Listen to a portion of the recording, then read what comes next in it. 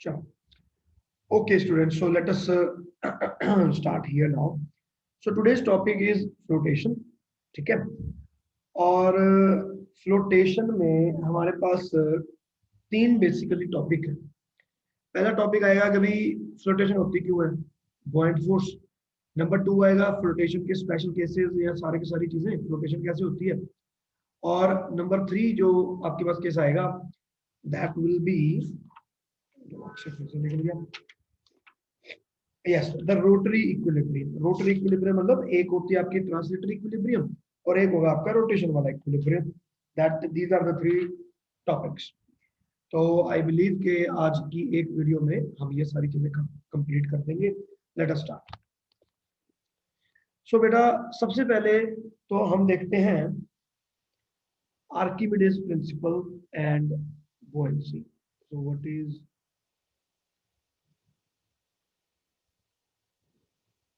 Archimedes principle and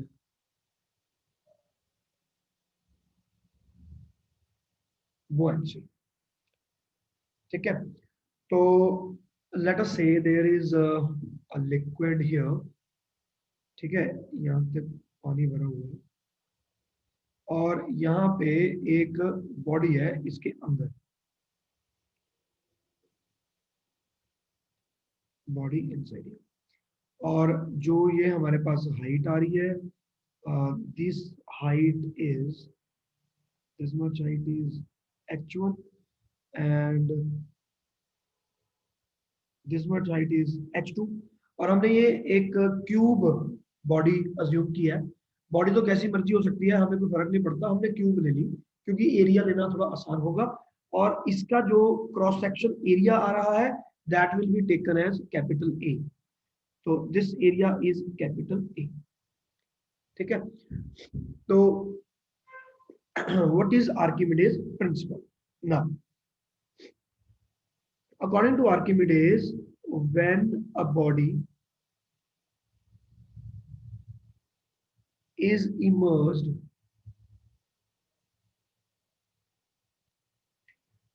partly or wholly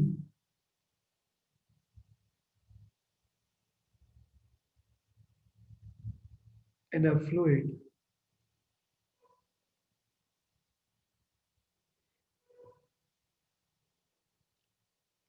it experiences an upthrust. Upthrust मतलब एक force लगती है ऊपर वाले डायरेक्शन में. It experiences an upthrust equal to the weight of water displaced by the body. ठीक है. अब देखो आर्किमिडीज एक्सीडेंटली उन्होंने ये बात डिस्कवर की थी. ज्यादातर साइंस तो एक्सीडेंट पे बेस्ड होती है. ठीक है. तो ये भी एक्सीडेंट पे ही बेस्ड था. अब एक्सीडेंट ये था कि भाई बंदा जब उस इसने टब भरा बच्चे ने, तो when he was child according to the story, तो he was fond of taking bath in the tubs. तो इसने क्या किया, टब को पूरा पानी से भर दिया. उसने बोला सबसे ज्यादा पानी होना चाहिए. जब उस टब के अंदर ये गया तो ही फाउंड कि कुछ पानी तो बाहर गिर गया. And he was not very happy about it कि भाई पानी तो बाहर गिर गया, तो अब क्या किया जाए. तो उसके बाद इसने ये सोचा कि ये पानी बाहर गिरा तो गिरा क्यों. तो वहां से इनकी गेम स्टार्ट होती है. वहां से इन्होंने समझना स्टार्ट किया कि ये पानी कितना किलो पानी बाहर गिर गया. वो कहता भी इतने किलो की बाल्टी थी जिसमें पानी भरा, जब मैं उसके अंदर गया तो इतने किलो पानी बाहर गिर गया. तो धीरे धीरे एक्सीडेंटली उन्होंने ये बात डिस्कवर की कि जो इस बॉडी को अपथ्रस्ट लगती है, ऊपर की तरफ जो फोर्स लगता है, ऊपर की तरफ फोर्स तो लगता ही लगता है, हम सबको पता है जब पानी में कूदे तो लगा है. तो वो जो फोर्स इनको ऊपर लग रहा है that is equal to the weight of the water that was displaced by the body. ठीक है. लेकिन अब हम टेक्निकल हो चुके हैं, तो अब हमें मैथमेटिकल देखना पड़ेगा कि how can we actually prove this. So let us see कि ये यहाँ पर प्रूफ होता है कि नहीं होता. अब ये पूरी की पूरी बॉडी फुल्ली इमर्स्ड है. The body is now completely immersed. तो मैं इस पर्टिकुलर केस के लिए फाइंड करूंगा कि इसको टोटल फोर्स कितनी लगती है। अकॉर्डिंग टू दिस प्रिंसिपल इसको फोर्स कितनी लगनी चाहिए, टोटल वॉल्यूम जितना इस बॉडी का है उतना पानी डिस्प्लेस हो गया क्योंकि उसकी जगह तो बॉडी चली गई। तो उस पानी का अगर मैं वेट फाइंड करूंगा उसके इक्वल आनी चाहिए। सो लेट अस सी क्या उसके इक्वल आता है या नहीं। तो अब यहाँ पर हम क्या करते हैं, to determine the magnitude and the direction of this force let us first of all find the total pressure on its two surfaces. तो इसकी दो सरफेसेस हैं, ये सरफेस है 1, ये सरफेस है 2। तो दोनों सरफेस पर मैं पहले फोर्स फाइंड करूंगा। तो P1 is the pressure on the first surface. So you can say that it will be rho into h in rho g h1। तो इसमें तो कोई डाउट नहीं है, आप कहोगे rho g h आएगा। और जो मेरे पास प्रेशर एट 2 आएगा that will be equal to rho g h2। Area A है, I can find the force also। So force at F1 acting downwards। देखो pressure will be perpendicular to the surface, तो यहां पर जो pressure होगा that will act downward, जो भी force लगेगी, और नीचे से इसको एक फोर्स लगेगी that will be in upward direction. So you can call it F2। तो ये दो फोर्सेस आपको यहाँ पे लग रही है, इन दोनों को देखना पड़ेगा कौन ज्यादा है कौन कम है, उसके अकॉर्डिंग मैग्नीट्यूड फाइंड होगा, डायरेक्शन फाइंड होगा। तो F1 will be given by P1 into area 1। So it will be rho into G into H1 into area 1। ठीक है, और F2 क्या आएगी ना, F2 will be upwards and this will be equal to P2 into A2 rho G H2 into A2। तो यहां तक तो सारा कुछ क्लियर होना चाहिए। I don't feel there should be a problem. तो ये दो फोर्सेस यहाँ पर आपके पास आ गई, एक F1 आ गई और एक F2 आ गई। अगर मैं इन दोनों को अब मैं सब्सट्रैक्ट कर दूं because both of them are actually acting opposite to each other, इन दोनों को मैं सब्सट्रैक्ट करूंगा और आपके पास नेट फोर्स का यहाँ पर फॉर्मूला बन जाएगा। सो let us see what will be the F। अब हमें पता है कि प्रेशर 2 ज्यादा होगा कि pressure 1, pressure 2 will be more than pressure 1। तो मैं यहाँ पर इसको सब्सट्रैक्ट कर दूंगा। So it will be okay। Now F net will be equal to F2 minus F1। तो ये आ गया मेरे पास rho g H2 into A2 minus rho g H1 into A1। ठीक है, और यहां से A1 और A2 दोनों इक्वल है, वो मैं कॉमन ले लेता हूं। तो rho g A into H2 minus H1। अब बेटा मैं डायग्राम को रेफर करूंगा और आप देखो ये A H2 minus H1 क्या है। H2 minus H1 is this length and A is the cross sectional area of this thing here। So A into the length, is it equal to the volume of the body, total volume? Yes। है ना। तो मैं यहाँ पर total volume लिख दूंगा। तो ये मेरे लिए बन जाता है, मैं G को यहाँ कॉमन ले लेता हूँ, यहाँ पे रखता हूँ, तो ये आ गया रो, रो को पीछे ले लिया, ये आ गया मेरे पास volume V। So now what is V and what is rho. ठीक है, सो चलो एनीवेज, तो ये आ गया आपके पास V इंटू रो इंटू जी, और रो यहाँ पर क्या है, the density of the water. तो रो यहाँ पर मैं रो ले रहा हूँ, यहाँ पर मैं मेंशन कर देता हूँ density of water.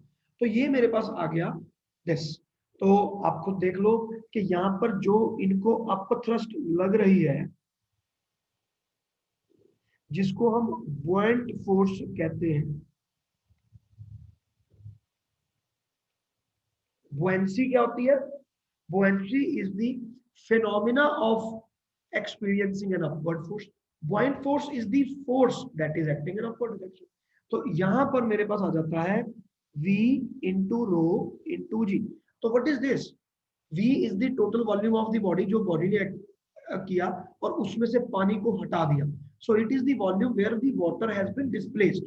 V into sigma, sigma रो क्या है, पानी की डेंसिटी, तो ये पानी की डेंसिटी होगी। ठीक है, कि जो पानी का था, तो अगर उसमें उतने उतने में पानी भरा होगा तो this will be equal to the weight of the water displaced.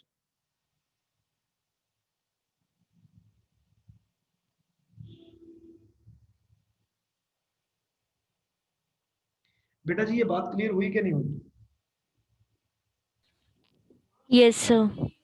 So this is a very important conclusion that we have got. बहुत सारे क्वेश्चंस, मतलब ऑलमोस्ट सारे क्वेश्चंस इसी बात पर आधारित मिलेंगे आपको इस टॉपिक में, that the upward force is equal to this. ठीक है, अब देखो this will be the upward force, but will the body move up और इट विल मूव डाउन? ये हमें पता चलेगा कि ये वाली जो फोर्स है वेट से ज्यादा है या कम। अगर वेट ज्यादा है तो बॉडी नीचे डिप कर जाएगी, अगर 0.4 ज्यादा है तो बॉडी ऊपर चली जाएगी, अगर दोनों इक्वल है तो बॉडी उसके बीच में कहीं ना कहीं फंसी रह जाएगी। We will do it. चलो जी, तो यहां तक आपका हो गया। So now we know what is Archimedes principle and now we know what is buoyancy. तो आपके पास ये बुओयंट फोर्स यहाँ पर एक्सप्रेशन बन गया। ओके, तो यहां पर अब what are the points to be noted?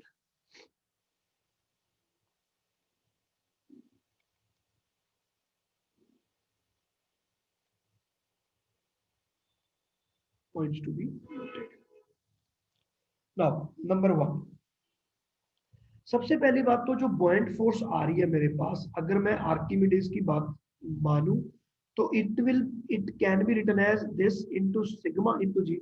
These are better terminologies बेटा, इसको ध्यान रखना। तो वी इनका मतलब है volume of the body inside,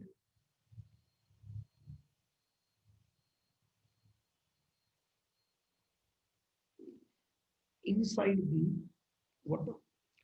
और सिग्मा जो है वो मैंने इसको रो को सिग्मा में मैंने कन्वर्ट कर दिया ताकि बाद में जाकर कंफ्यूजन ना हो।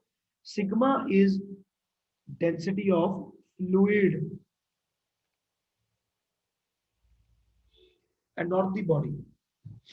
ठीक है, और जी आपके पास ग्रेविटी है, so this will be the buoyant force. अब यहां पर हमें क्या चीज पता चल गई? Buoyant force does not depend on, buoyant force does not depend on any other factor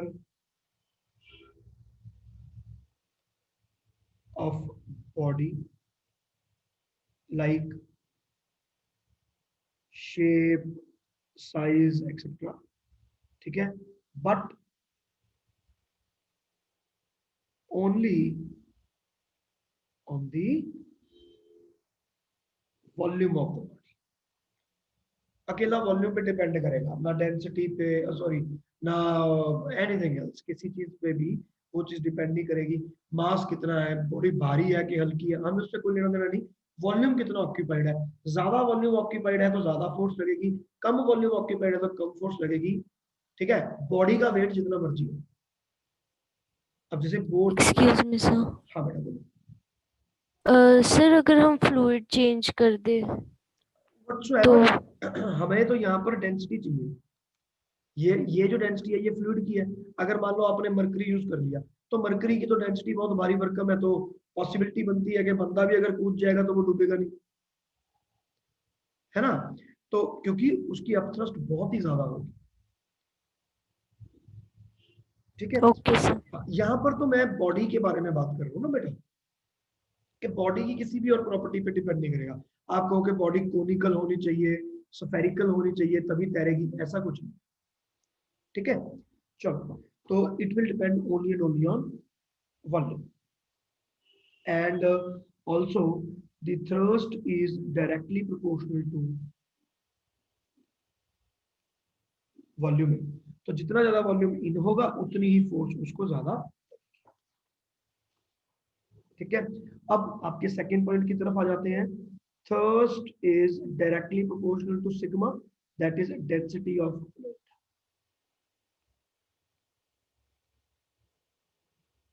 ज्यादा चीजें नहीं बोलूंगा इसमें मैं, because it's self understood. Third thing is the thrust is directly proportional to the gravity. तो अब ये तो अब आप कहोगे सर ये तो देने वाली बात नहीं थी, लेकिन लेट अस से the body is travelling in not body, the system is travelling in a lift.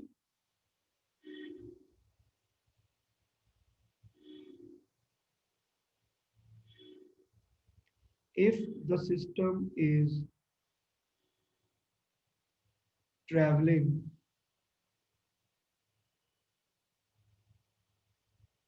in a lift, ठीक है, thrust will be equal to volume in into sigma into g apparent.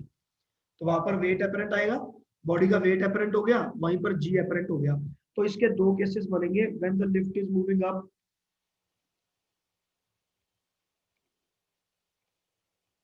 with acceleration,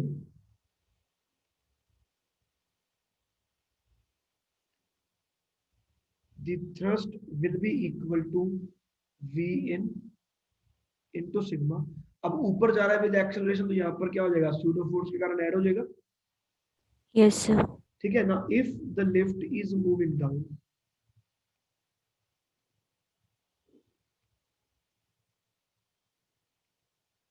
with acceleration, ठीक है, तो यहाँ पर मेरे पास जो thrust आएगी that will be v in sigma into g minus ए.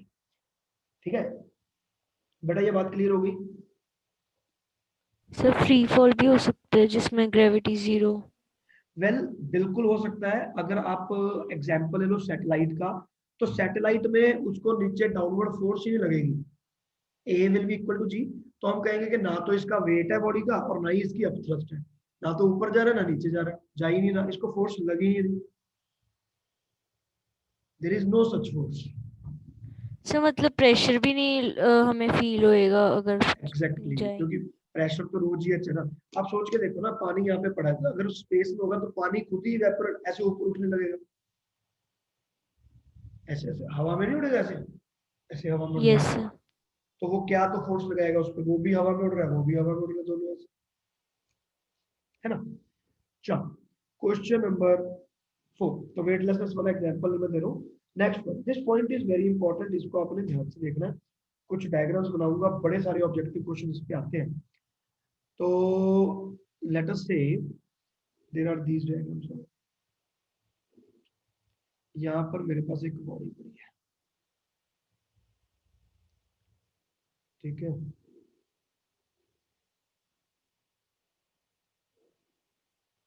ये मेरा मेजरिंग स्केल है,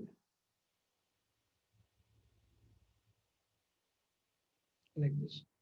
और ये हो गया आपके पास मास m, ठीक है, और mg.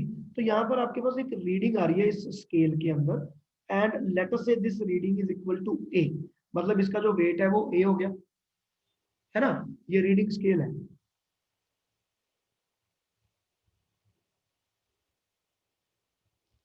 ठीक.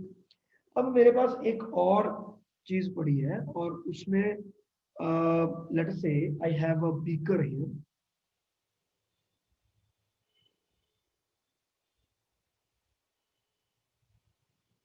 तो ये बीकर है जिसमें पानी भरा,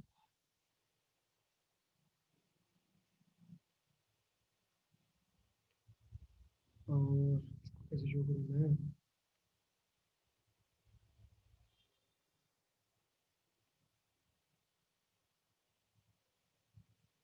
ठीक है, इस तरह शो करते हैं. और यहाँ पर एक स्केल बना हुआ है, and this is showing the reading, और इसके अंदर पानी भरा हुआ है.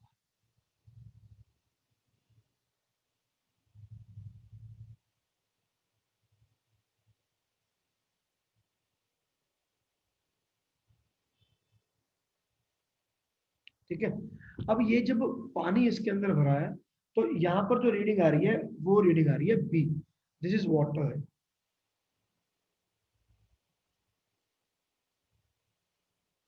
ठीक है, ये रीडिंग आ गई मेरे पास बी. तो अब हमें ये बताना है, अब एक थर्ड सिचुएशन हमारे पास बन रही है. So let me create that third situation first of all.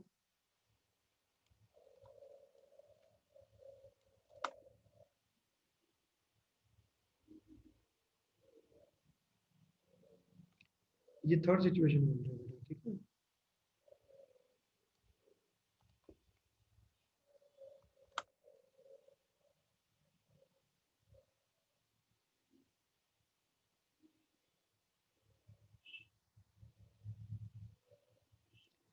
This is the third situation, ठीक है। अब यहाँ पर आपने ये बताना है कि अब जो नई रीडिंग आएगी वो क्या रीडिंग्स होंगी। Now what are the new readings, ठीक है। ये आपको बताना है कि भाई हमारे पास जो नई रीडिंग आ रही है वो क्या है, क्या होगी बेटा बताओ। What will be the reading at this upper scale and what will be the reading in the bottom scale? Sir bottom पे तो शायद बढ़ जाएगी। अच्छा, और ऊपर?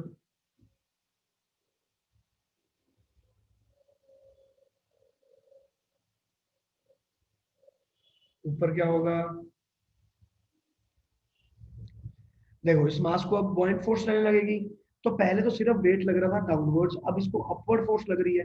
तो ये जो रीडिंग आएगी this will come out to be a minus thrust, जो भी उसको थ्रस्ट लग रही है ए माइनस थ्रस्ट। लेकिन यहाँ पर क्या हो जाएगा? B plus thrust. B plus thrust, because ये एक्शन रिएक्शन पेयर होगा। ऊपर की तरफ फोर्स लगेगी तो नीचे की तरफ भी फोर्स लगेगी, तो ये दोनों की दोनों चीजें बन जाएंगी। ये आपको ध्यान से याद रखना है। Is it okay? सर जो हमने बॉटम पे थ्रस्ट ली है सर वो बॉडी की है। बेटा हाँ, जो उसको थर्स्ट लगेगी पानी को, जो इस बॉडी को थर्स्ट लगेगी, ठीक है ना भाई। जो यहाँ पर इस बॉडी को थ्रस्ट लगेगी ऊपर की तरफ, तो वो जो ऊपर लगा उसको तो हमने यहाँ पे माइनस कर दिया, लेकिन इसके कारण नीचे भी लगेगा एक्शन रिएक्शन पेयर, तो ये बन गया बी प्लस थ्रस्ट। ओके और सर। थ्रस्ट आपकी सेम रहेगी, thrust will be equal to the same thing V in into sigma into G, ठीक है। तो ये चीज होगी रिलेटिव डेंसिटी। अब रिलेटिव डेंसिटी के बारे में एक बहुत इंपॉर्टेंट पॉइंट है यहाँ पर।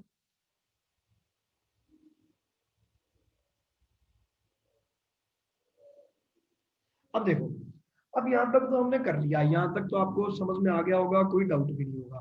सो let us now move to relative density. तो रिलेटिव डेंसिटी का कॉन्सेप्ट जो है ये हमें पता है कि भाई R D is equal to density. अब मैं यहाँ पर क्या करूंगा, बॉडी लिख देते हैं, density of body divided by the density of water. ये होता है इसका formula, water at 4 degree centigrade. तो अगर मैं इसको लिखता हूं, ठीक है, और इसमें कैसे लिखेंगे हम, wait of the body water thrust, तो ये आ गया डेंसिटी। तो इसको लिखा मैंने density of the body divided by density of the water. अब इसको लेट अस से the body is fully submerged, हमने बोल दिया लेट अस से the body is fully submerged. Yes, ठीक है ना, the body is fully submerged.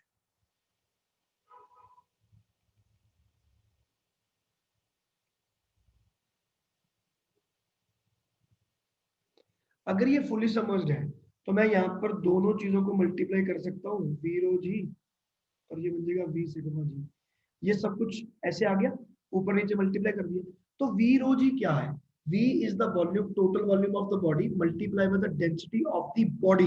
So this means it is equal to the mass of the body. So M into G will be equal to weight of the body. So this can be written as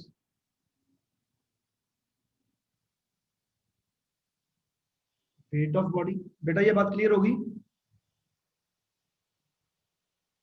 yes हाँ भाई, sir. and this can be written as the point force or the upthrust, है ना, V sigma G, that will be the point force. अब actually में relative density का बहुत ही simple formula, simple, लेकिन अब हम उसको थोड़ा सा कॉम्प्लेक्स करते हुए जा रहे हैं, we are trying to create some new conclusion out of it. So let us see, ये आपके पास बन गया दिस। तो पॉइंट फोर्स को मैं क्या लिखूं, मैं ये लिखूंगा, so R D can be defined as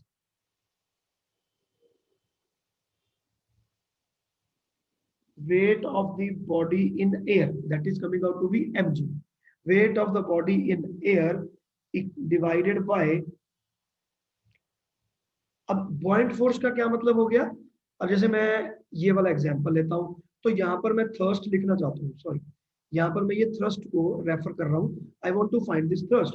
तो I can say that this thrust is basically, पहले इसका वेट ए था और बाद में अब इसका वेट कितना आ रहा है यहाँ पर, A minus thrust. So thrust is the reduction in the reading. तो पहले रीडिंग ए था, अब रीडिंग ए माइनस थ्रस्ट है, तो thrust is equal to the loss of weight. तो मैं यहाँ पर इस बुओयंट फोर्स की जगह पर यहाँ पर लिख रहा हूं loss of wait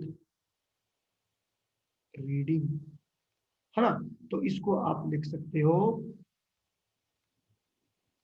weight of the body in air divided by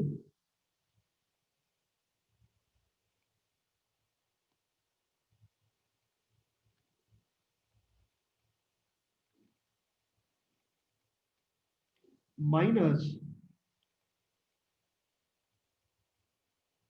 weight of body when it is in water। बेटा ये बात आपको समझ में आई कि नहीं, ये सर ये तो आ गई। सर एक चीज पूछनी है कि हमने wait of the body in air से क्यों मतलब कंपेयर किया इसे। बेटा mg वेट है ना। आप ये देखो कि अगर मैं यहाँ पर मैं कर रहा हूं तो ये wait of the body in air नहीं है क्या, ये पहले से wait of the body in air yes. है ना। तो इसको अब मैं पानी में डिप कर दिया, पानी कह लो या कोई भी लिक्विड कह लो, मैंने इसको किसी लिक्विड में डिप किया तो मुझे एक नई रीडिंग मिली। तो मैं इसमें से अगर ये वाली रीडिंग माइनस करूंगा तो थ्रस्ट मिल जाएगा, दैट्स इट। तो अब मैं क्या करूंगा ना, मेरे पास एक बॉडी है मान लो, तो मैं क्या करूंगा, मैं पहले उसका वेट करूंगा हवा में कि यार ये इतना वेट आ रहा है, इतने न्यूटन। जब मैं उसको पानी में डिप करूंगा तो उसको पॉइंट फोर्स लगेगी, एक अलग से आ जाएगा, वहां से मुझे पता चल जाएगा कि रिलेटिव डेंसिटी के बारे में चीजें पता चल जाएंगी कि सर थ्रस्ट। मतलब रीडिंग कम होगी अब पहले से। यस, यहाँ पर आएगा 10 न्यूटन और यहाँ पर आया लेट अस से 8 न्यूटन, मतलब 2 न्यूटन की अपवर्ड फोर्स इसको लग रही है। बट ये हमने बॉयंट फोर्स फाइंड करने के लिए नहीं किया, ये इसके ना इसका कुछ और फाइंड करने के लिए किया हमने, अभी मैं आपको बताऊंगा। तो ये आपके पास एक जनरल फॉर्मूला बन गया बेटा रिलेटिव डेंसिटी का, जिसको आपने भूलना नहीं है, कंफ्यूज नहीं करना। दिस इज इंपॉर्टेंट और बच्चे इसमें कंफ्यूजन क्रिएट करते हैं, पहले से ही बता रहा हूँ, that is why be wary of this. Okay चलो, तो ये चीज आपके पास आ गई। इसके बाद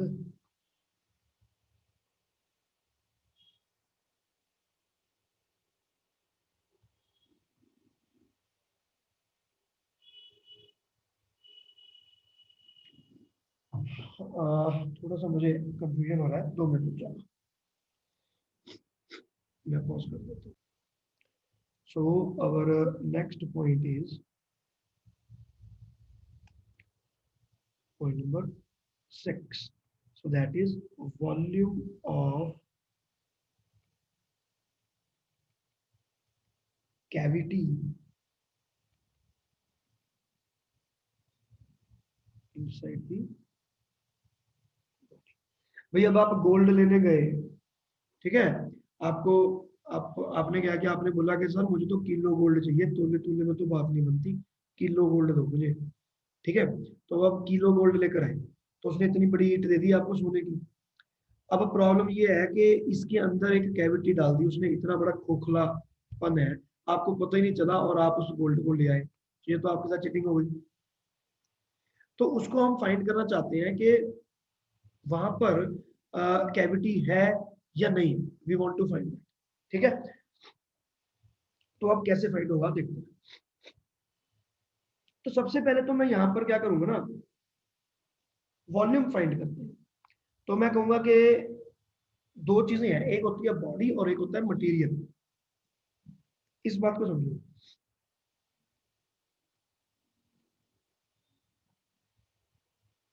मान लो दिस इज द बॉडी और इसके अंदर एक कैविटी है, दिस इज द कैविटी। तो ये वाला कैविटी में क्या है, ऑब्वियसली एयर है और बाकी जगह पर क्या है, गोल्ड है या कोई मटेरियल है। तो मैं जब इन एयर की बात करता हूं तो मैं कहूंगा कि मैंने इसकी रीडिंग ली थी, तो इसका जो वेट आया वो कुछ आ रहा है, तो मैं इसको लिख देता हूं m into G, that will be equal to let us say weight in air, ऐसे लिख देता हूँ, ठीक है, mg is equal to weight in air. तो यहां से मास पता चल गया मुझे, तो मास विल बी जो भी उसका कोई वेट की रीडिंग आ रही है divided by G, this will be the mass, कि कितने किलो सोना है आपको पता चल गया भी इतने किलो सोना। अब अगर मैं इसको डेंसिटी पे डिवाइड कर दूं, ठीक है, तो मुझे एक नया वॉल्यूम मिल जाएगा। तो मैं यहाँ पर देखता हूँ कि मेरा वॉल्यूम ऑफ मटेरियल और द सब्सटेंस, कि जो गोल्ड यहाँ पर एक्चुअली में यूज हुआ उसका एक्चुअल में वॉल्यूम कितना होना चाहिए था अगर ये 100% प्योर होता, तो वो आएगा m divided by rho, density, mass per unit density, ठीक है ना। तो मास से यस डेंसिटी को डिवाइड कर दोगे तो आपके पास बन गया ये। तो आपको इसमें क्या पता होना चाहिए, जो भी ये बॉडी है इसको आप अपने वेट बैलेंस पे लगाकर देख लो, देख लोगे कितना उसका वेट आ रहा है न्यूटन्स में, उसको आप यहाँ पर डिवाइड कर दो। डेंसिटी ऑफ द मटेरियल आपको पहले से गिवन है कि भी इतनी डेंसिटी होती है, तो भाई आपने फाइंड कर लिया वॉल्यूम ऑफ मटेरियल, ठीक है। अब आ जाते हैं हम वाटर में। नाउ इन वाटर, अगर मैं वाटर की बात करूं तो देखो ये आ गया वॉल्यूम ऑफ मटेरियल। अब मैं वाटर में जब गया तो मुझे वहां पर इसका वेट कम मिला, तो मैं वहां पर कहूंगा कि जो मुझे थ्रस्ट मिल गया है that will be equal to जो इसका टोटल वॉल्यूम है, जो ये वाला ग्रीन कलर का बॉक्स है इसका जो वॉल्यूम है that into sigma into G. So this thrust will be equal to the loss of weight, है ना। तो लॉस ऑफ वेट को तो मैं कह सकता हूं कि weight in air minus weight when in water, ठीक है, ये आपका लॉस इन वेट आ गया। This will be equal to जो भी आपको वहां पर जो उसमें थ्रस्ट आ रही है, तो ये आ गया v सिग्मा जी। तो ये दोनों चीजें मैं फाइंड कर सकता हूँ। वेट इन एयर मैंने पहले देख लिया, वेट इन वाटर में देख लूंगा, उनको माइनस करके मुझे थ्रस्ट पता चल जाएगी। थ्रस्ट को मैं v सिग्मा जी से इक्वेट करूंगा, यहां से मैं v फाइंड करूंगा।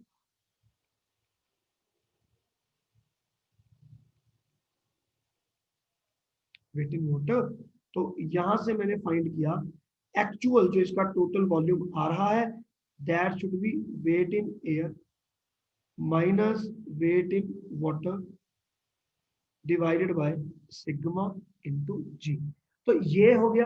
अब मेरे पास दो चीजें होंगी, ये हो गया वॉल्यूम ऑफ द मटेरियल जो एक्चुअली में होना चाहिए था, ये हो गया वॉल्यूम जो एक्चुअली में है, जो आप जब लेकर आए तो इतना वॉल्यूम था, इतना डब्बा था उसका। इन दोनों में अगर फर्क है तो भैया आपके साथ चीटिंग हो गई, अगर इन दोनों में फर्क नहीं है तो आपके साथ कोई चीटिंग नहीं, ठीक है ना। Excuse me sir. हाँ बेटा बोलो। सर अगर हम वैसे भी कोई भी बॉडी को हम वाटर में लेते हैं तो उसका पेरेंट वेट आता है, मतलब कम आता है, तो बिल्कुल सर गोल्ड में फिर हम ऐसे कैसे पता चलेगा कि अंदर कैविटी है, क्योंकि अगर नहीं भी होएगी सर तब भी अपेरेंट वेट ही शो करेगा वो वाटर में। बेटा देखो यहाँ पर अपरेंट वेट जब शो करेगा ना, तो वो आपका जो ये ग्रीन कलर का बॉक्स है ना इसके वॉल्यूम को देखेगा कि इसका वॉल्यूम कितना है। अगर इसका वॉल्यूम ज्यादा है तो पॉइंट फोर्स ज्यादा है, इसका वॉल्यूम कम है तो पॉइंट फोर्स कम है। द थिंग इज कि अगर यहाँ पर कैविटी ना होती तो इसमें भी गोल्ड भरा होता, तो इसका इतना वॉल्यूम होता ही ना, है ना। जो आपने इतना बड़ा डब्बा है, अगर आपने सारी कैविटी भरी होती तो शायद ये डब्बा छोटा होकर इतना होता, और अगर इसका वॉल्यूम कम होता तो इसको पॉइंट फोर्स जो लगती वो भी कम होती, जो आपका लॉस इन वेट होता वो भी कम होता।